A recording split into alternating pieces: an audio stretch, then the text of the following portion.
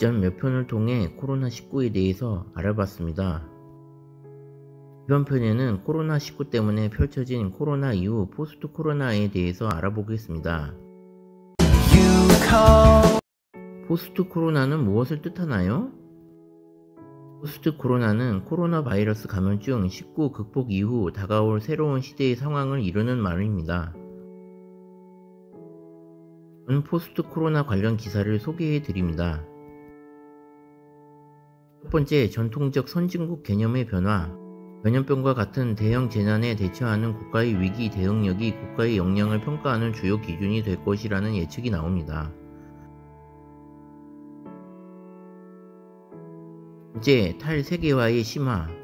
이번 코로나19 사태에 각국이 입국 제한 등 대규모 봉쇄 조치를 취하면서 물자 수급 부족이라는 큰 위기를 맞았습니다.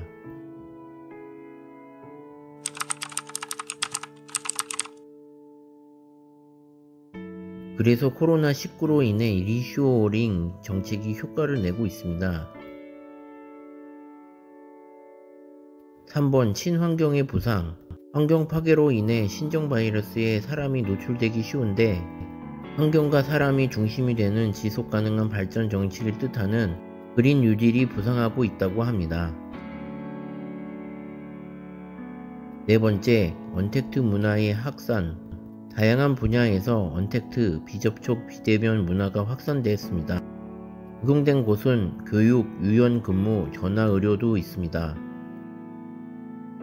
다섯 번째, 홍코노미 시장의 부상. 실내에서 각종 경제활동을 하는 것을 뜻한다고 합니다. 코로나 때문에 밖에 못 나가니까 집에서 할 수 있는 것을 말하는 것입니다. 쿠팡 택배 같은 것 말고도 넷플릭스, 달고나 커피 같은 것을 말하는 것입니다. 여섯 번째, 4차 산업혁명의 가속화. 일곱 번째, 전세계 기본소득 논의 활발 등이 있겠습니다. 한편 건강식품을 찾는 사람도 예전보다 늘었습니다. 그런데 이렇게 포스트 코로나는 산업이 변화된다. 그러니 앞으로 기회를 노려라, 이런 이야기로 주로 들립니다.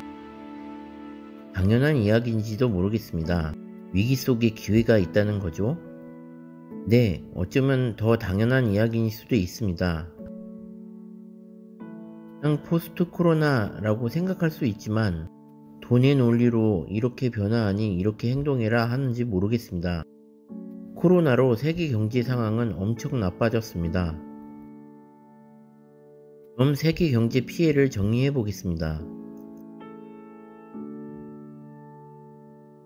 그럼 코로나로 인한 피해에 대한 정리된 기사를 소개해 드립니다. 헤드라인은 다음과 같은 세 가지입니다. 첫 번째, 큰 정부, 중앙은행의 대두, 좀비 기업의 급증. 두 번째, 국가 간 소득 계층별, 빈익빈 부익부 신화 등이 있겠습니다. 리바이어던이 된 정부. 코로나 팬데믹 이후 각국 정부가 국민들이 어디서 누구를 만나는지 추적하는 것이 전혀 이상하지 않은 일이 되어 버렸습니다. 우리가 어디에 있든지 정부가 알아야 한다는 건데 정말 우리들의 자유가 사라진지도 모르겠습니다. 자유시장 경제가 널리 확산된 이후 많은 정부가 기피해야 왔던 일들, 예컨대 어려운 기업을 대신해 근로자에게 월급을 주는 조치도 이루어졌습니다. 물론 전에도 했었는데 너무 심해졌다는 거죠. 이런 일은 정부 부채를 급증시킵니다.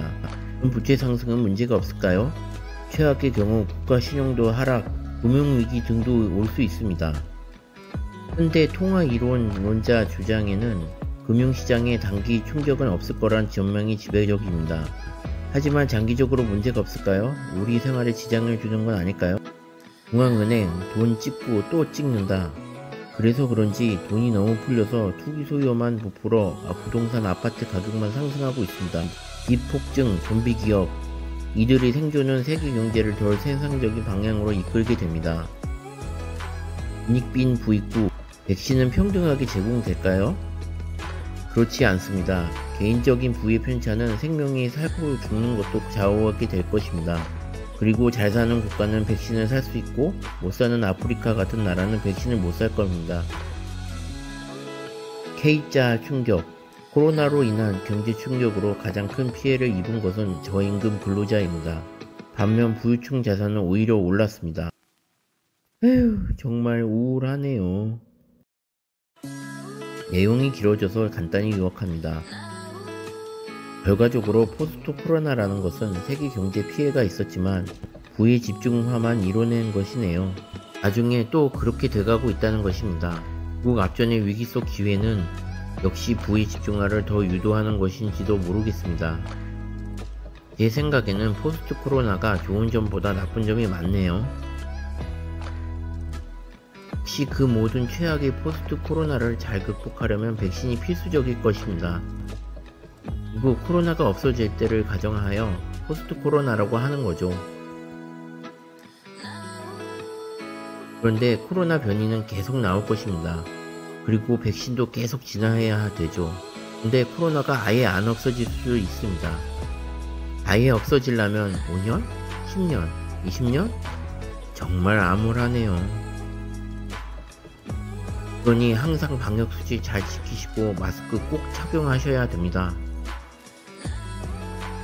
그래야 자기도 코로나 안 걸려 생명을 지키고 코로나 때문에 펼쳐진 암울한 부익부 빈익빈 포스트 코로나를 최소한 좋았던 시절의 70% 정도라도 지켜낼 수 있으니깐요. 제 말이 사실이 아닌 것 같으시죠? 2차 산업혁명 당시 많은 사람들은 농촌에서 먹고 살기 위해 공장으로 향했습니다. 즉 생존을 위해 간 거죠. 바리조아 혁명입니다. 많은 사람들은 죽었습니다. 즉 우리도 생존을 위해서는 변해야 되는 것입니다. 그 말을 알아주셨으면 좋겠습니다. 아무튼 방역수칙 잘 지키셨으면 좋겠습니다. 아무튼 오늘은 이만합니다.